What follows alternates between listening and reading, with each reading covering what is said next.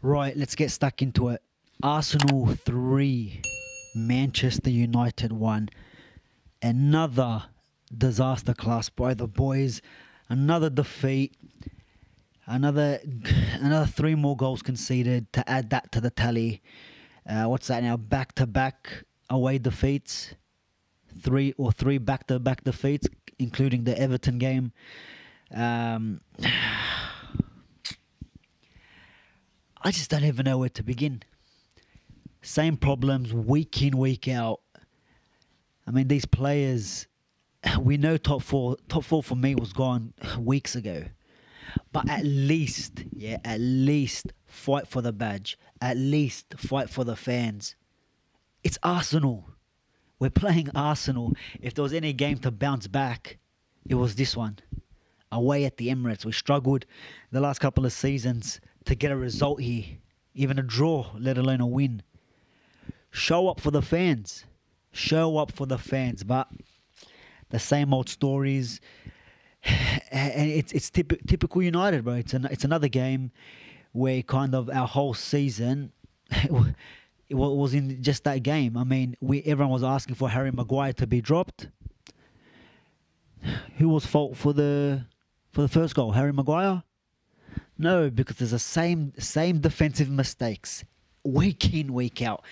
Tellers, Dalot, not good enough. Lindelof, not good enough. Varane, we know what he's capable of, but again, this season, not good enough. This game, not good enough. I mean, it's just so hard to pinpoint why it's gone so wrong this season. And every week, just hold off first couple of minutes. Don't concede. Don't concede for the first 20. Against City, first 5 minutes we concede. Against Liverpool, first 5 minutes we concede. Against Arsenal, first 3 minutes. 3 minutes, Arsenal are a goal up. It's in the same old shambolic defending week in, week out. And it's hard to watch. It's hard to watch, and it's even hard to just speak about it, to be honest. But I don't even know where to go, to be honest, with this one. I mean, what more is there to say? You know, what more is there to say?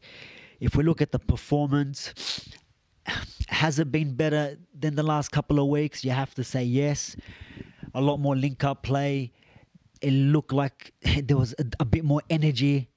But you can't give a little bit more energy for like 20 minutes or patches.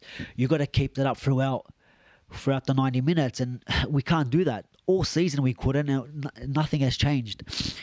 But what I do want to speak about is this refereeing decisions, these VAR calls, some things not being checked, some things not being given, some things that were given that were way too soft in my opinion. Let's go.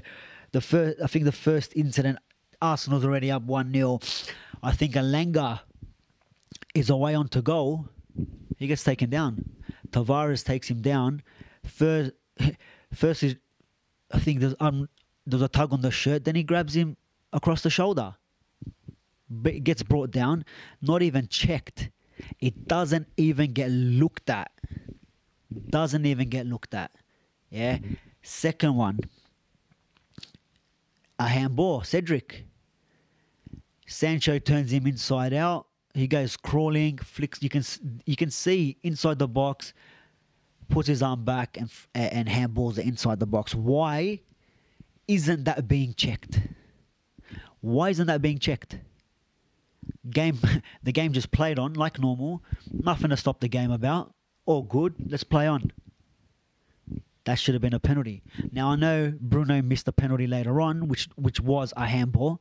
They gave it as handball, and he still missed it.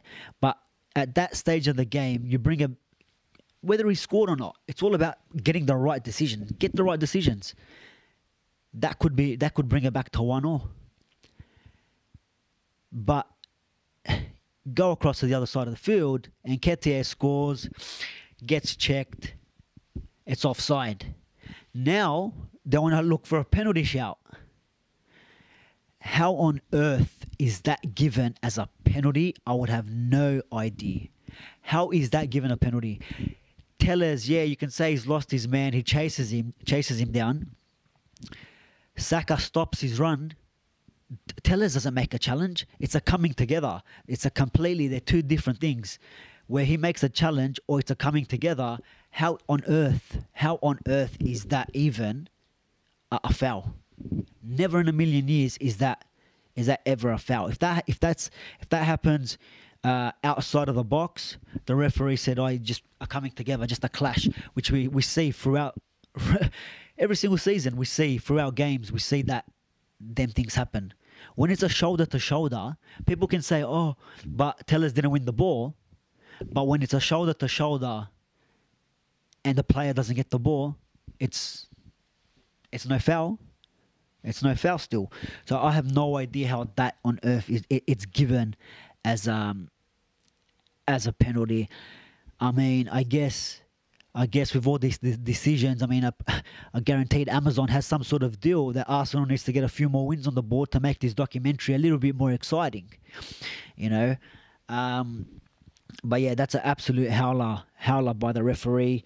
Then we get our pen, and to be honest, look, I'm not one that says, "Oh, Ronaldo should have taken it." Bro, if the player steps up and he thinks he's confident and he's ready to take it, then he should step up. Now, I'm hearing afterwards that Ronaldo didn't want to take it. Obviously, we know what's happened at the start of the week. I don't know if taking that pen would have been pressure for him to step up. Whether or not that's the case, I don't know. That's just the rumours. But Bruno steps up. Now, I have no issue with his penalty technique. Absolutely no issue with it. Well, he sold the keeper. Keeper goes the wrong way, but you got to put it on target. It's as simple as that, Bruno. You have to put that on target, and that coming back from 2-0 down to bringing the game to 2-2 at that stage of the game, you pile pressure on Arsenal, because Arsenal weren't that great, especially in defence. Tavares, Cedric, full of mistakes. Ben White, look, we saw for the Ronaldo goal, Ben White and Gabriel just hanging out, looking at each other, who's got who. Ronaldo just didn't have to move for the finish, taps it in. Good finish, give him credit. But Gabriel, who I think it was Ben White, made it easy. No one's making a challenge. So if Bruno takes that pen, finishes it off, you got about half an hour left, maybe a bit more, to score your third. Ronaldo scored after that, caught offside by what? Millimeters. I thought we're making the lines thicker this season. He's facing the wrong way. There's no advantage there. It looks level, but no, let's just give it offside because Amazon documentary, yeah? The Amazon doc. But I think we still had our chances. There was another chance by Dalot. A great save by Ramsdale there. But just not good enough. But look, I don't think we deserve to win, to be honest. But we didn't deserve to lose, especially in the manner that we done. And let's not forget that Xhaka goal. Great finish by Xhaka. Fantastic finish. But who's checking for the offside there? And Nketiah's clearly offside, obstructing the view of David De Gea. You can see David De Gea is even trying to look around him to see where the ball is, and he goes into the back of the net. Beautiful finish. Not taken away from the finish. But why isn't that being checked? Didn't even get reviewed. Yeah, play on. That's probably killed the game off. And even from there, with the United players, didn't even look like getting back into it. Now, I don't want to get into player by player because you can go back and watch some of the other pods. How every player has been shambolic. Bruno in this game, like I've said it, if he's not scoring or assisting, what is he offering to this team?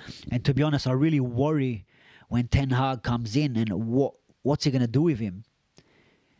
He's not really a creative player. Loses the ball too often. Makes too many errors. He can't hold the ball. loses it all the time. You saw for the Xhaka goal, he's lost possession. Just clear it away.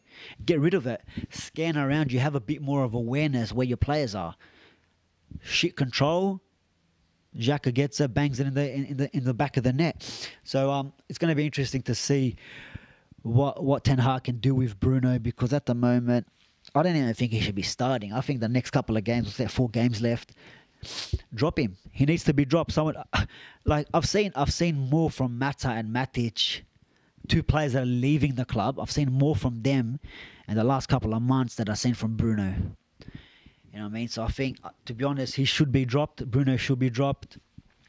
Tellers and Dalot, absolutely horrible. I mean, we're calling for Shaw to be dropped, Wan-Bissaka to be dropped, and rightfully so.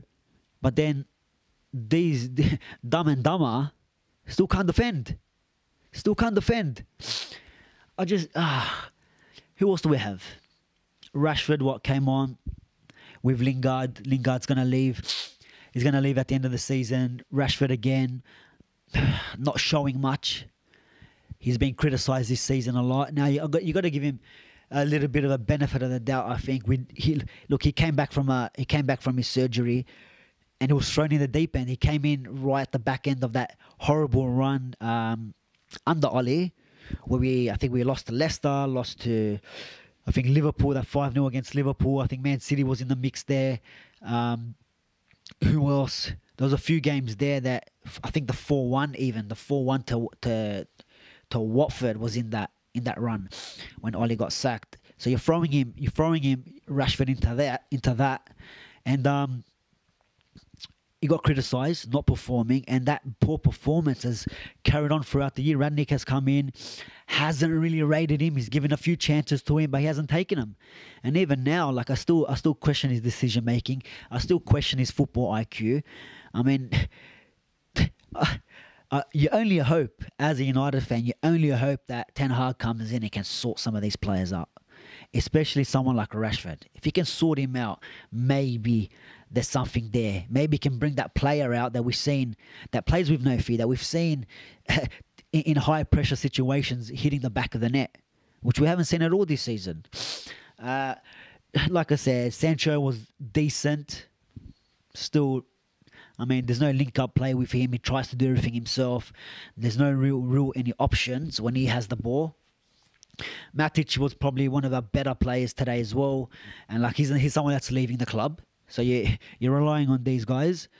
Elanga, to be honest, he shouldn't really be starting. But then who else is there? Who else is there to put on the field? He had a maybe a one. I wouldn't say so much a one-on-one, but a chance he was slipped in through there to finish the shot, and he's taken his touch a bit wide, and he's created a harder angle for himself. So, and even when he got pulled down for the penalty, I think that he should be doing even better there. It's either go down early, or take the shot earlier. So he's someone that I don't think that was good enough either, to be honest. Varane, shocking. I mean, that Ronaldo is the only one, and Ronaldo probably was the only one who had an excuse not to perform, had an excuse not to score, had an excuse not to even be at the game. The only one. Still turned up, still got a goal. You saw Ronaldo chasing down players, breaking up play, stopping, intercepting passes, playing through balls. He's doing Bruno's job. He's doing all these other players' job, Ronaldo. And you got to give credit, a little bit of credit to David De Gea.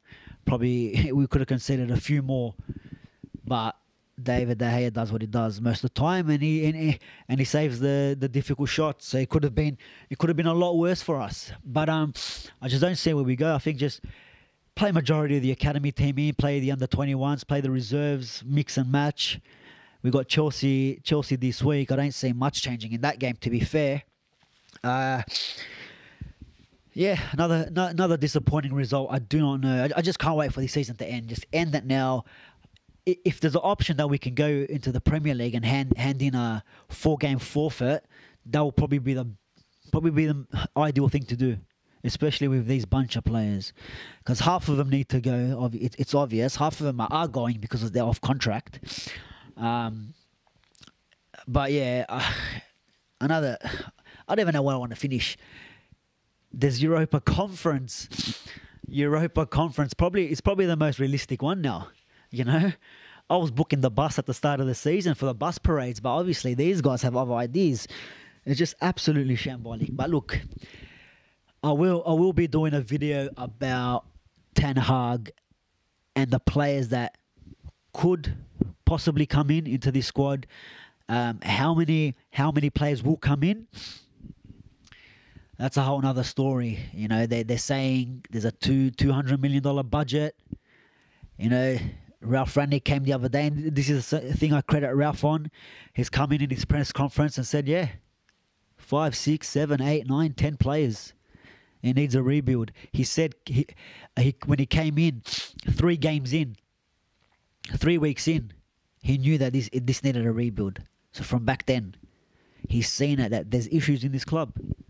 Too many egos. The wage structure is completely wrong. The players that we brought in for whatever system that they wanted to play, completely wrong.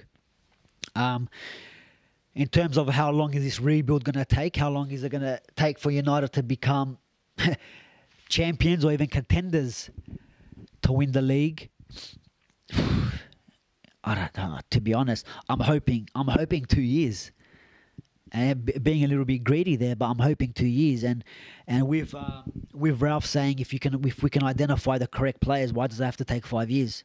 So hopefully there's something there. Hopefully Ralph, you know, what the rumors are saying, 6 days a month will be as a consultant. I hope that's changed, and I hope he gets a bit more of a full-time role. He's upstairs and he's making majority of the footballing decisions. Now, Richard Arnold, those questions over him when he came in, taking over Ed Woodward as the CEO at the moment, you got to kind of give him a little bit credit, because a lot of football decisions are being made. I'm someone that I wanted Ralph back in October. I think I was saying September, October, I was saying that I want him upstairs and Ten Hag to be also the manager. So it might, personally for me, I'm kind of getting what I want.